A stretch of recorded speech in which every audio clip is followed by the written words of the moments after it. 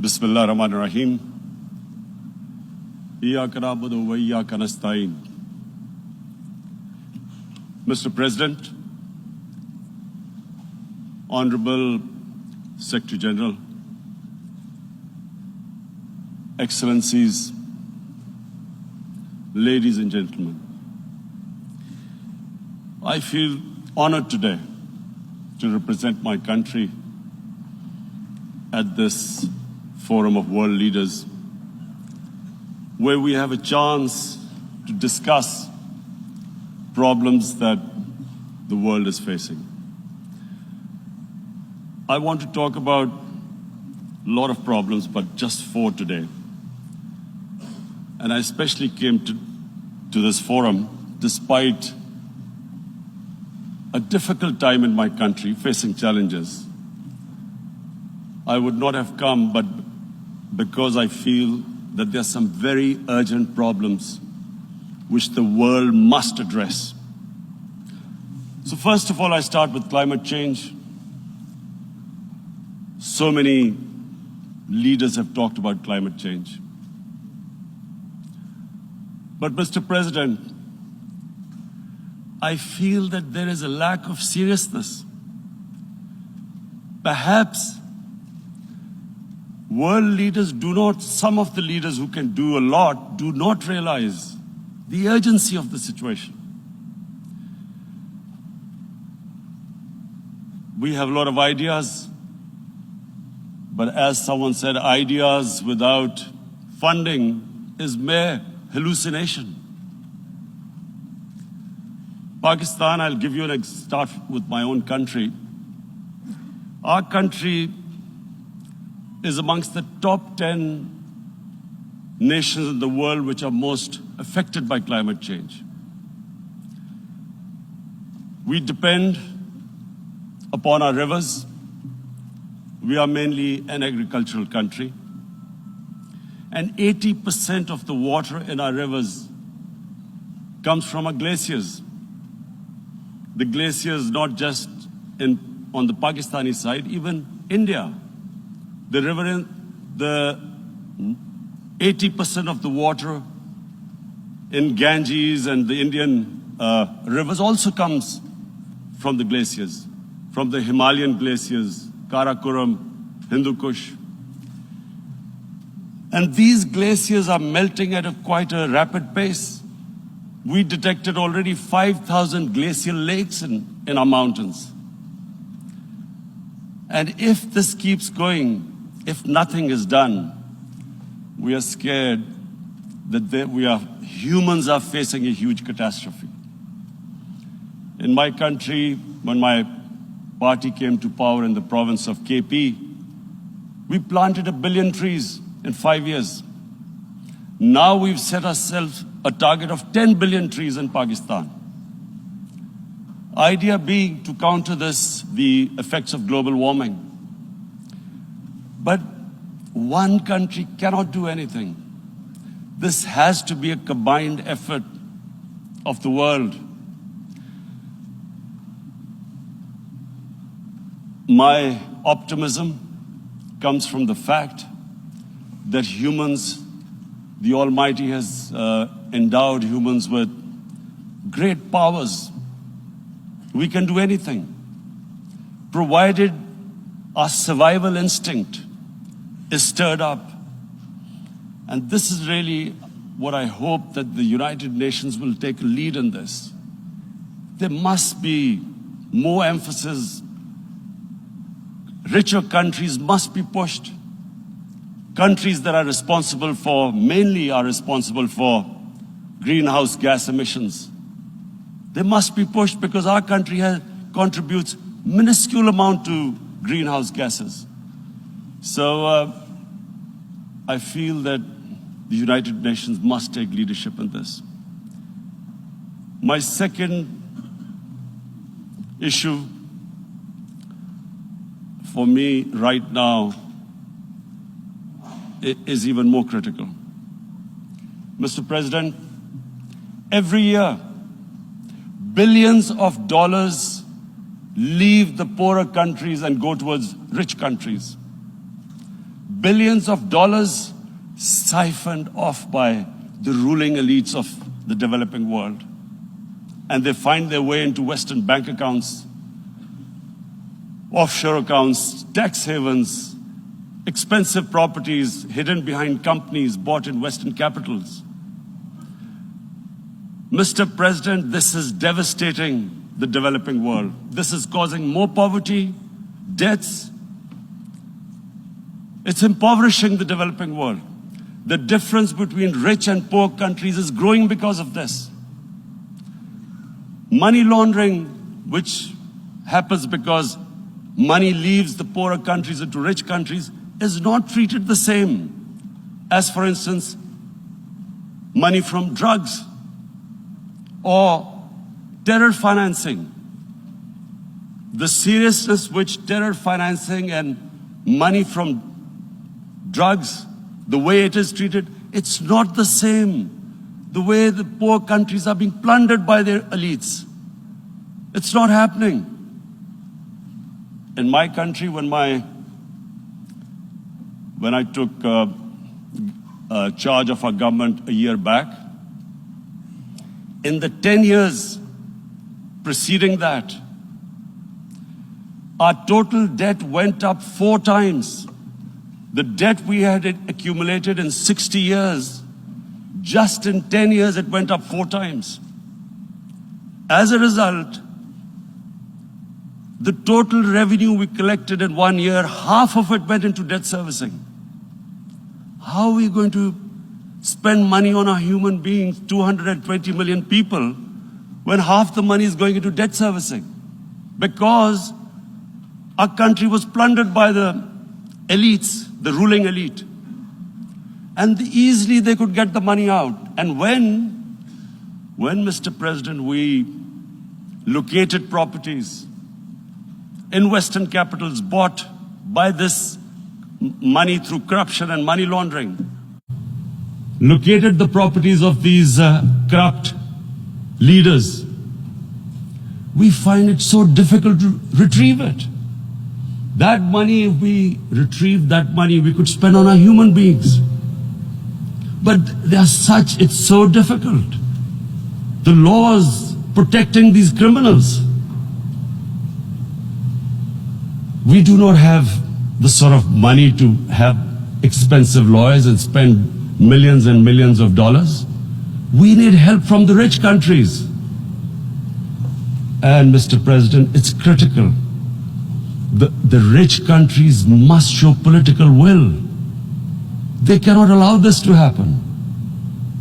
How can the poor countries spend money on human development, which the United Nations asks, SDG? How are we going to do it when this money can easily leave our countries? So, unless the rich countries intend to build walls to stop economic refugees coming as we see right now, they must take action. They must take action now. It must be a deterrent. Corrupt ruling elites should not be able to take money out easily and park it into foreign bank accounts and into these properties abroad. And I never understand why. Why do we have these tax havens? Why is this allowed? Why shouldn't rich people pay taxes? Why is it legal to have these tax havens where you have these secret accounts? Because, world is changing. The population of the world is growing. Sooner or later, you're going to have a crisis. If the poor get poorer and the rich get richer, there is going to be a crisis sooner or later. So this is my second point. I hope that the United Nations takes a lead in this.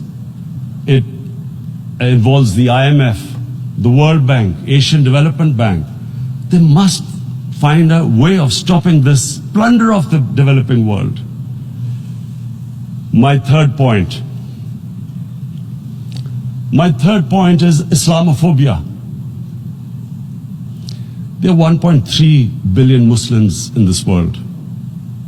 There are millions of Muslims living in other countries, European countries, in the US, as minorities. Islamophobia since 9/11 has grown at a pace where it is alarming. Human communities live together. There should be understanding amongst them. But Islamophobia is creating a division. Muslim women wearing hijab, it's become an issue. It's become an issue in some countries. Hijab is some sort of a weapon. A woman can take off her clothes in countries, but she can't put on more clothes. How is this happening? Because of Islamophobia. And how did this Islamophobia start? After 9/11. And why did it start? Because certain Western leaders equated terrorism with Islam. Islamic terrorism. Radical Islam. What is radical Islam? There is only one Islam, and that is the Islam we follow of Prophet Muhammad sallallahu alaihi wasallam. There is no other Islam. Radical Islam, Islamic terrorism, what message did they send to people in the West, and why is there Islamophobia? How is a person in New York, in the Midwest, in the US, in European capital, how is he going to distinguish between who is a moderate Muslim and who's a radical Muslim? Because terrorism has nothing to do with any religion. This Islamic terrorism, Islamic radicalism, and sadly used by leaders, this has been the main reason for this Islamophobia. And it has caused pain amongst Muslims. We in Muslim countries watch this Islamophobia traveling abroad, and it's getting worse. And may I just say, Mr. President, that in European countries, it is marginalizing Muslim communities. And we all know that marginalization leads to radicalization.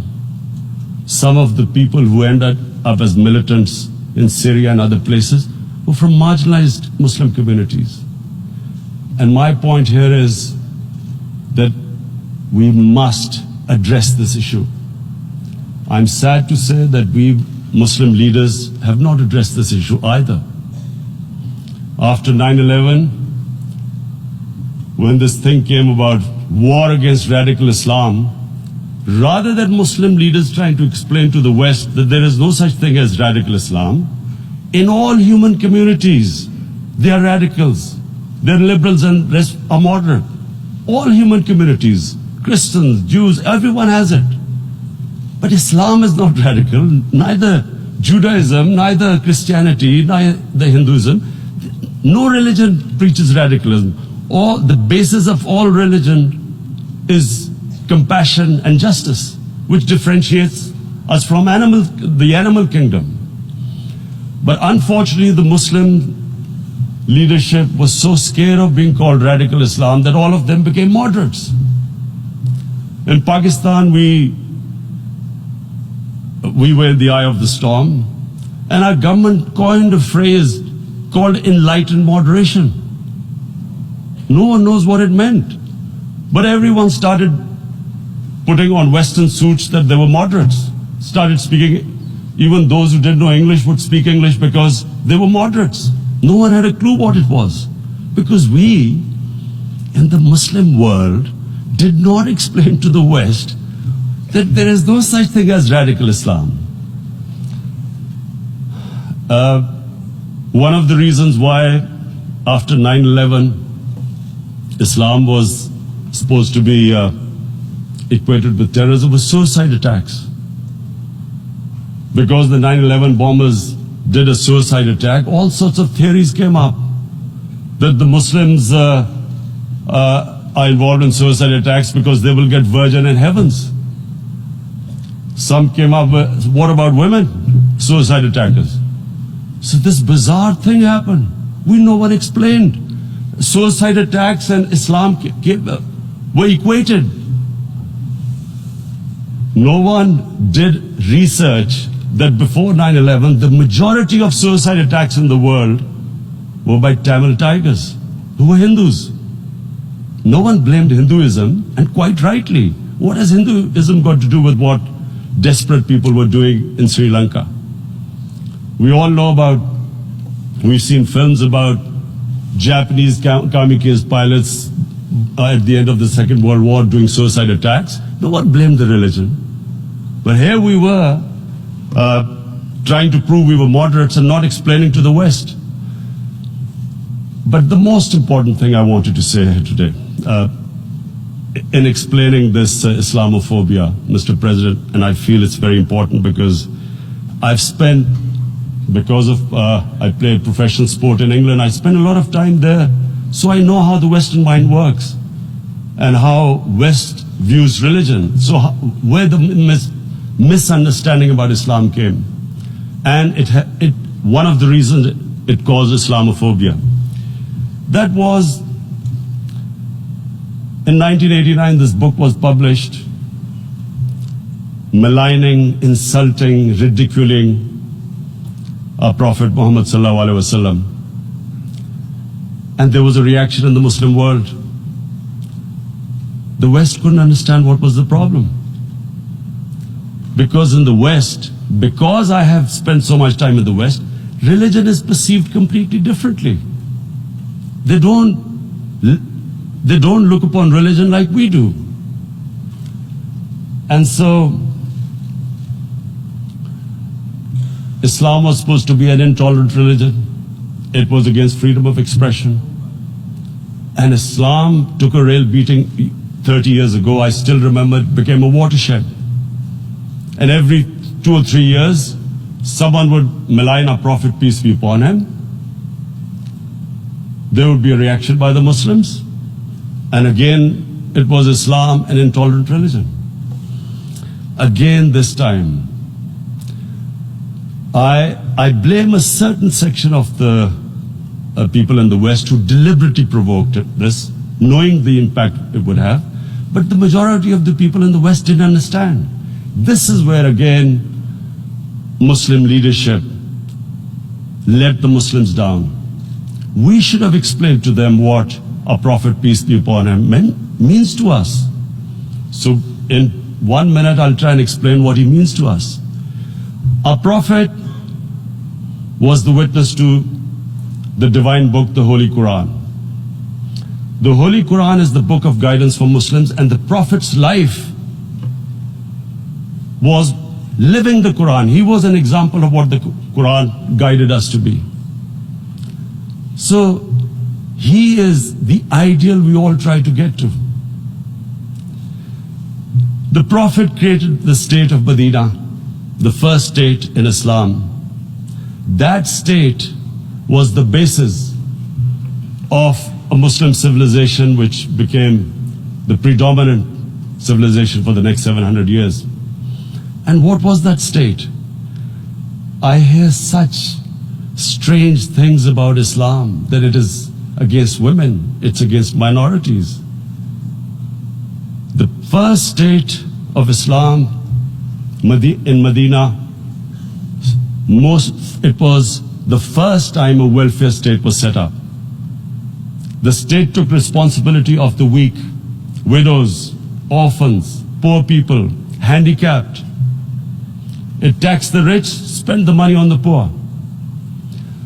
The state announced that all human beings are children of Adam, hence equal, whatever the color of their skin. The state announced, the Prophet announced that, and slavery, the whole system depended on slavery as it did for many years in the Western societies. The Prophet said that one of the greatest deeds is to free a slave. But because the society depended on slavery, he said, but if you have to treat them as an equal member of the family.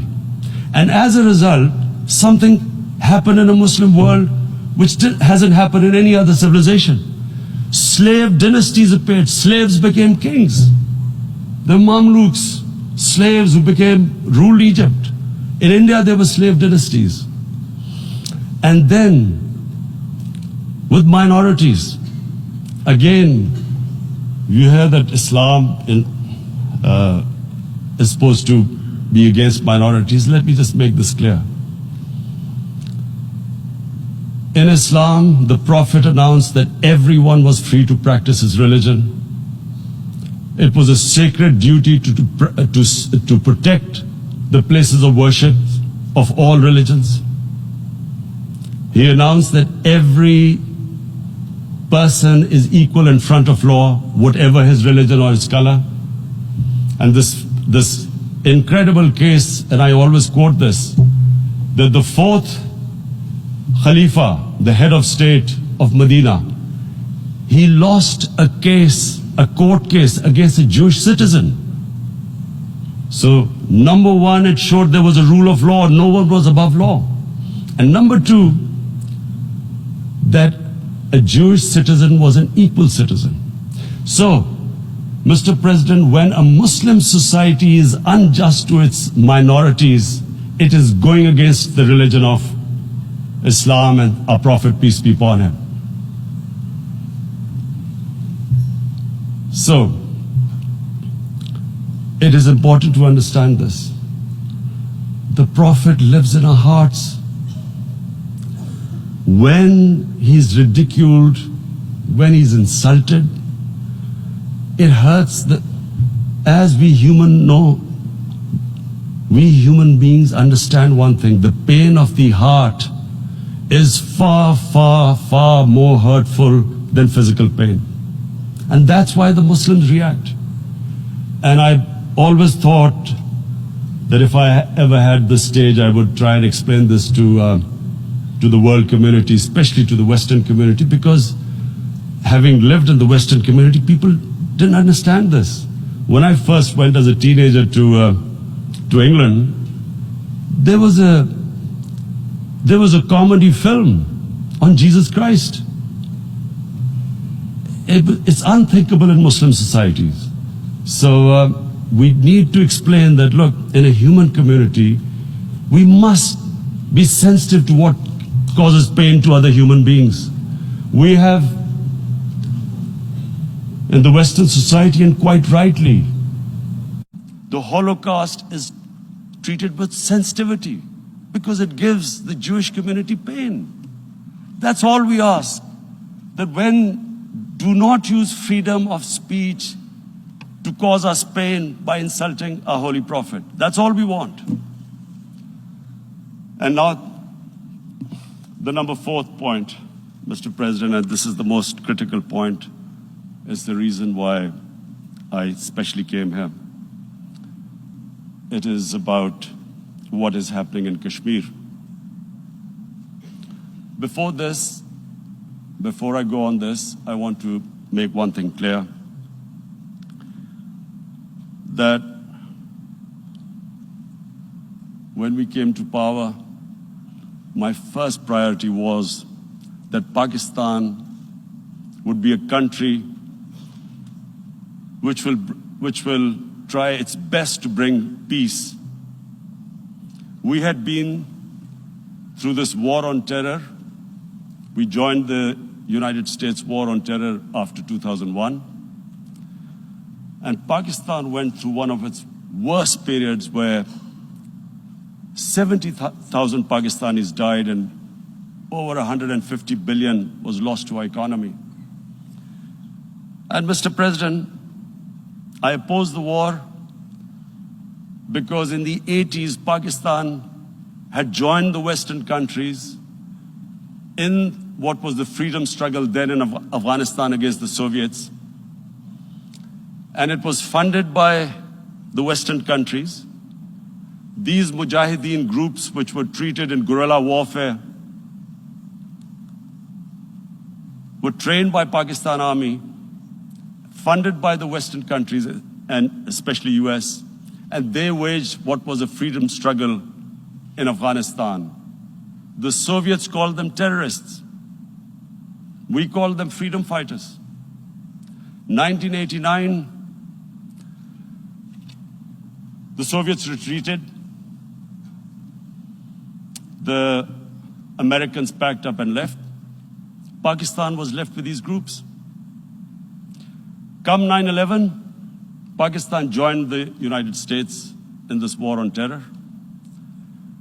And now our government was supposed to, the reason why I opposed joining this war, because here we had indoctrinated them in jihad, meaning freedom struggle against foreign occupation.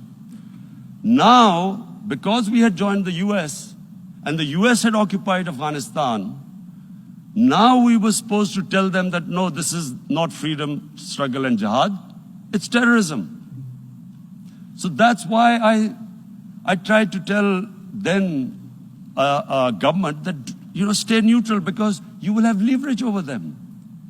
You will be able to control them. But if you join them, you become collaborators and they will attack you, which is what happened. They turned against us. We went through a nightmare.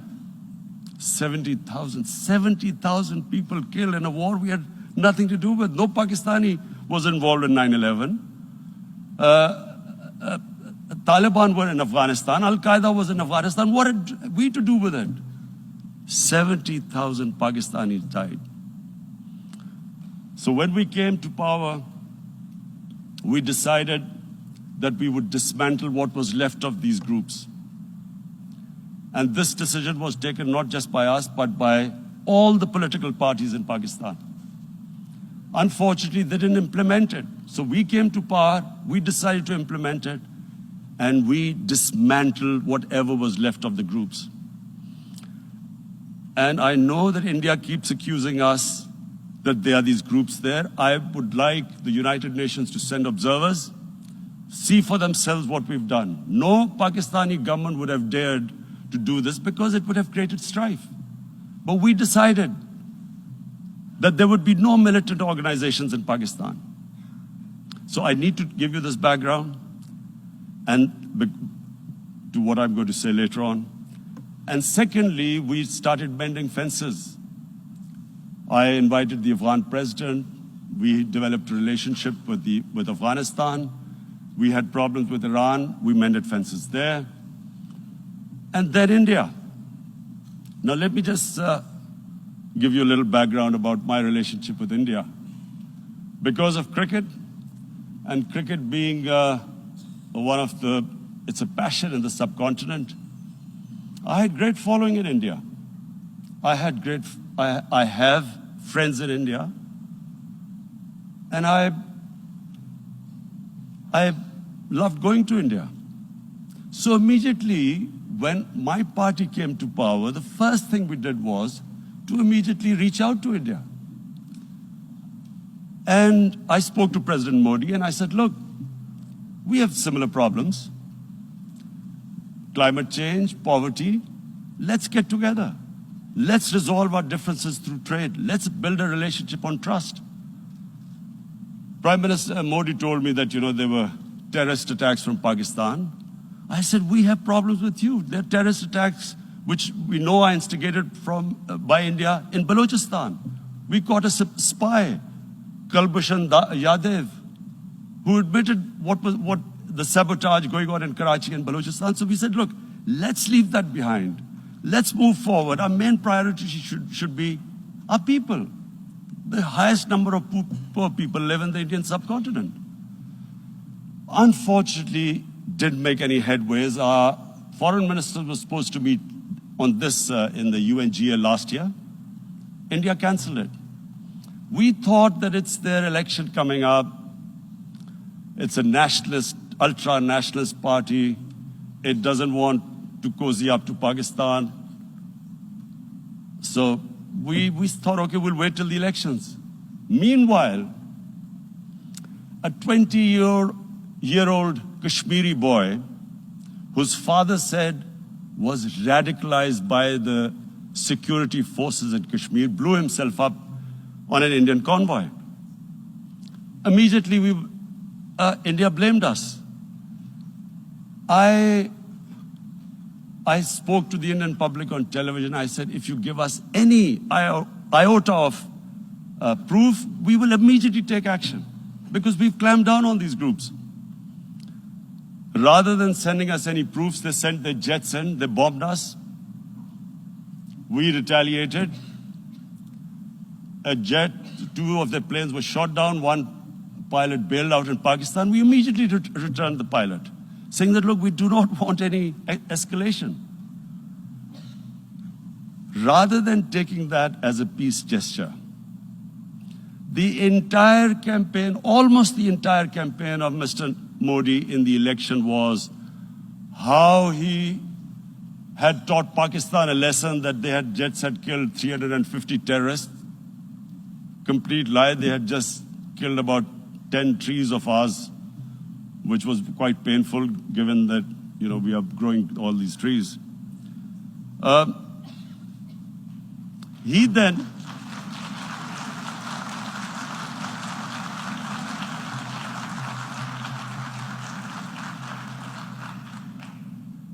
the election campaign, Mr. Modi used words like, this is just a trailer, the movie is about to start. I went into Pakistan and taught them a lesson. This was the election campaign. Okay, so we thought, us politicians make all these statements to win elections. So, okay, after elections, we'll get back to our normal relationship. Well, the moment the elections ended, we approached India, no response, but then we discovered they were trying to push us in the FATF blacklist to bankrupt us. That's when we realized there was an agenda. And that agenda became obvious on the 5th August when India went against 11 United Nations Security Council resolutions which say that Kashmir is a disputed territory and the people of Kashmir have the right of self-determination. They went against that.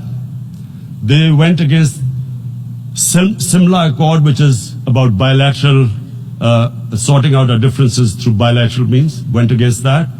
They actually went against the Indian Constitution. Illegally, they revoked Article 370, which gave Kashmir the special status.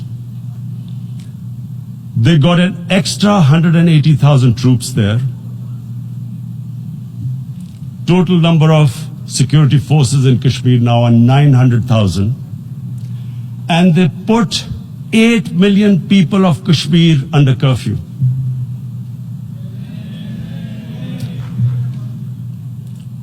Mr. President, now I just briefly want to make the people understand, how can anyone do something like this? And for that, I have to explain to you what is RSS. RSS, Mr. Narendra Modi is a life member of RSS. RSS was an organization that was inspired by Adolf Hitler and Mussolini, came about in 1925. They believed in racial purity, racial superiority. They also believed they were an Aryan race like the Nazi believed they were an Aryan race. All that I'm saying can be verified. This is the time of information revolution. You can Google all this, what I'm saying. But it is very important for me to explain this to you so you know what is happening in India. This RSS believed in the ethnic cleansing of Muslims from India. At one point there was racial superiority of the Hindu race. Secondly, it was hatred for the Muslims and for the Christians, because they believed that this golden age of Hindu civilization was stopped because of Muslim rule centuries back and then the British rule of India. So it was racial superiority and hatred for Muslims and Christians. This is openly stated. You look at the founding fathers of RSS, Golwalkar and Savarkar. Just Google them and you'll find out. And this ideology of hate is what murdered the great Mahatma Gandhi in 1948. It was this ideology of hate that made Narendra Modi in 2002 do a pogrom against Muslims in Gujarat when he was the chief minister. He allowed 3 days for these RSS goons who were inspired by the Hitler brown shirts. They actually wear brown shirts. This RSS, the Congress Home Minister gave a statement that in RSS camps, terrorists are being trained. And these terrorists butchered 2,000 Muslims and 150,000 Muslims were made homeless. Narendra Modi could not travel to the US because of that.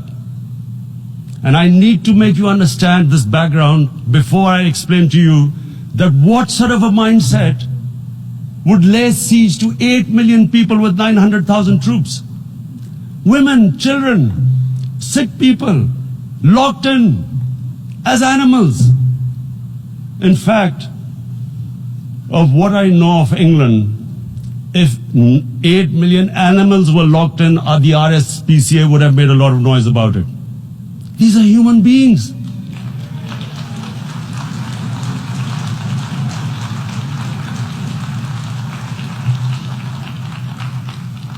And Mr. President, what comes with racial superiority, these illusions of Aryan superior race, is arrogance. The two go together. And it's arrogance that makes people make mistakes and do stupid things. Cruel things like what Narendra Modi has done. It's sheer arrogance. And it's arrogance that has blinded him from the fact that what is going to happen when the curfew is lifted. Has he thought about it? This hasn't been thought through. What is he going to do when he lifts the curfew? Does he think that people of Kashmir will quietly accept the status quo because India has changed the constitution and taken away the special status? They'll accept that? Mr. President, 100,000 Kashmiris have died in the past 30 years because they were denied the right given by the United Nations, the right for self-determination. 100,000 have died and 11,000 women have been raped. There are two United Nations human rights reports on this. The world hasn't done anything because India is a huge market, 1.2 billion people. Sadly, the material prevails over the human. But this has serious consequences.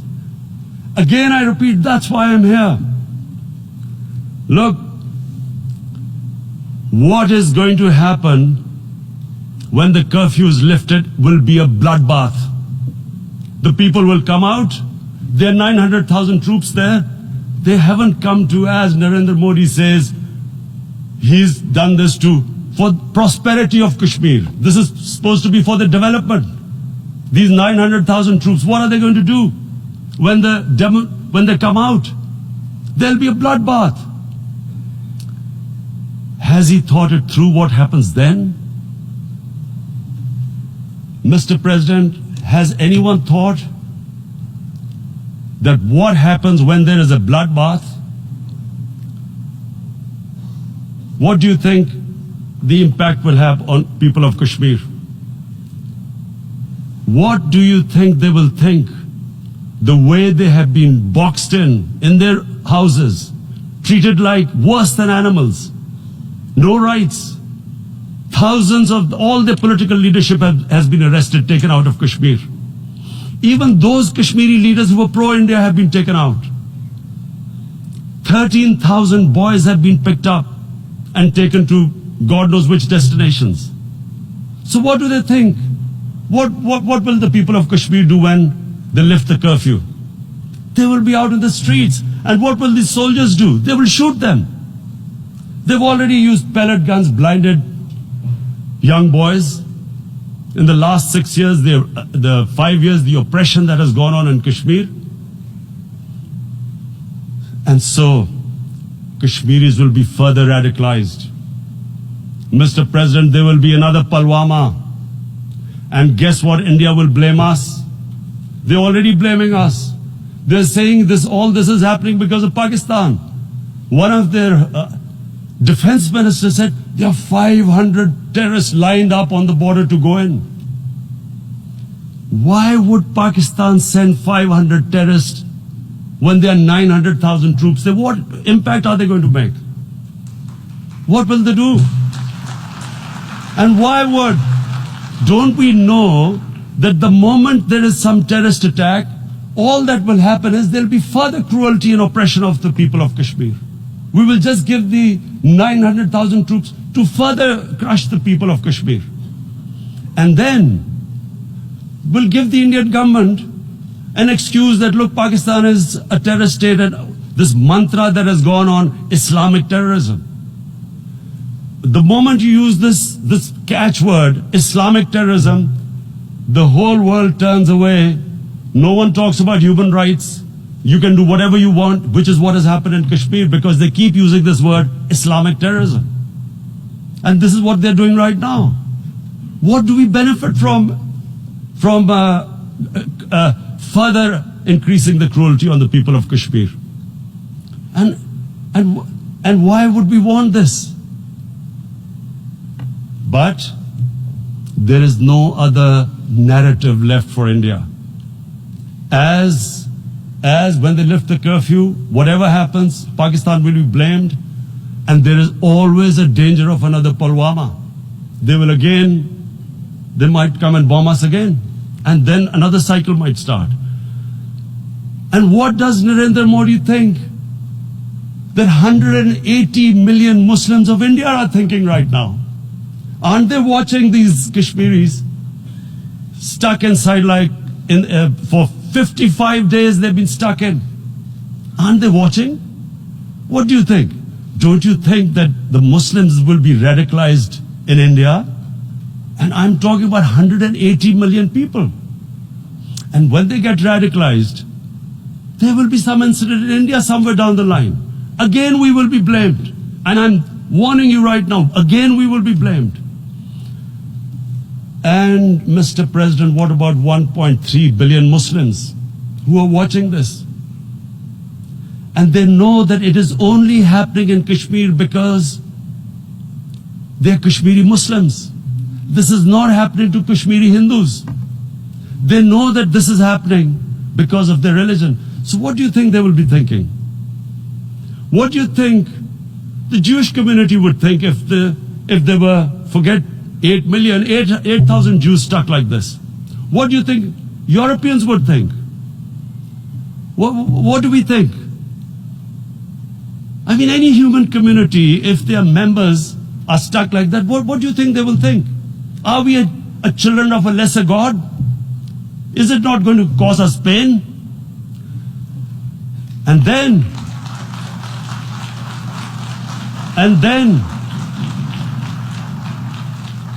I'll tell you what will happen. People will, in the 1.3 billion Muslims, someone will pick up arms. I know we've been brought up with films, Western films. This good, decent guy doesn't get justice. He decides to pick up a gun and start seeking justice. There was a film made in New York, famous film called Death Wish. This guy gets mugged by and his family, his wife gets killed or something. He can't get justice. He picks up a gun and he goes around shooting muggers.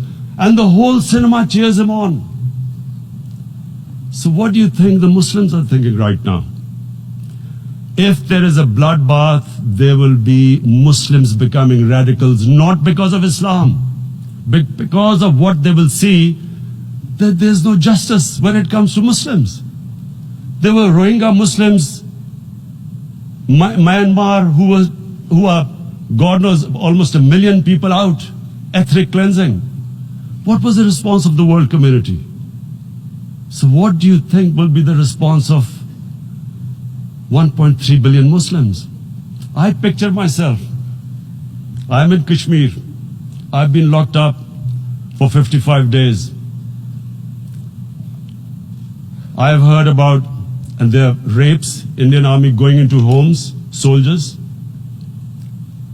Would I want to live this humiliation? Would I want to live like that? I would pick up a gun. You're forcing people. You are forcing people into radicalization. When people lose the will to live, what is there to live for? And this is what, if you can do this to human beings, you are actually radicalizing people.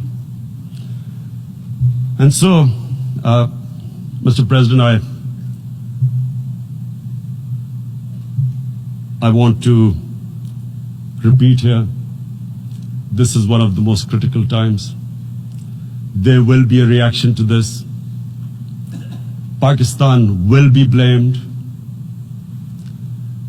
2 nuclear-armed countries will come face to face like we came in February. And before we head in that direction, the United Nations has a responsibility. This is why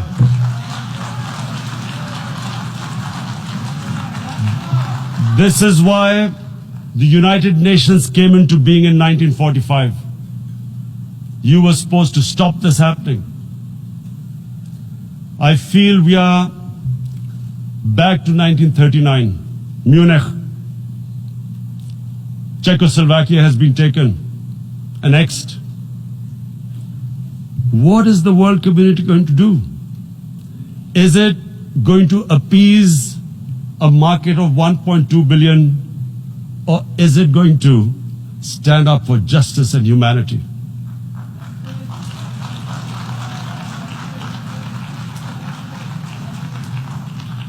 If this goes wrong, you hope for the best, but be prepared for the worst. If a conventional war starts between the 2 countries, Mr. President, if a conventional war starts, and anything could happen, but supposing a country 7 times smaller than its neighbor is faced with the choice, either you surrender or you fight for your freedom till death, what will we do? I ask myself this question. And my belief is, La ilaha illallah, there is no God but one. And we will fight. And when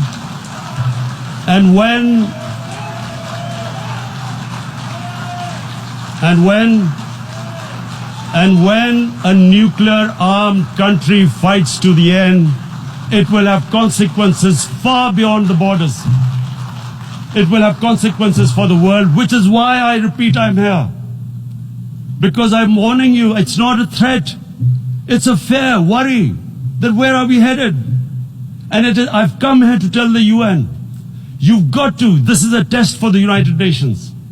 You are the one who guaranteed the people of Kashmir the right of self-determination. They are suffering because of that. And this is the time. This is the time not to appease like in 1939 appeasement took place. This is the time to take action. And number 1 action must be that India must lift this inhuman curfew, which has lasted for 55 days. It must free all political prisoners, and especially those 13,000 boys that have been picked up. Parents don't know where they've disappeared. And then the world community must give the people of Kashmir the right of self-determination. Thank you. En nombre de la Asamblea General agradezco al señor Primer Ministro de la República Islámica de Pakistán la declaración que acaba de formular y pido protocolo que acompañe a su excelencia. La Asamblea escuchará un discurso del Primer Ministro de la República Helénica, Su Excelencia Kyriakos Mitsotakis.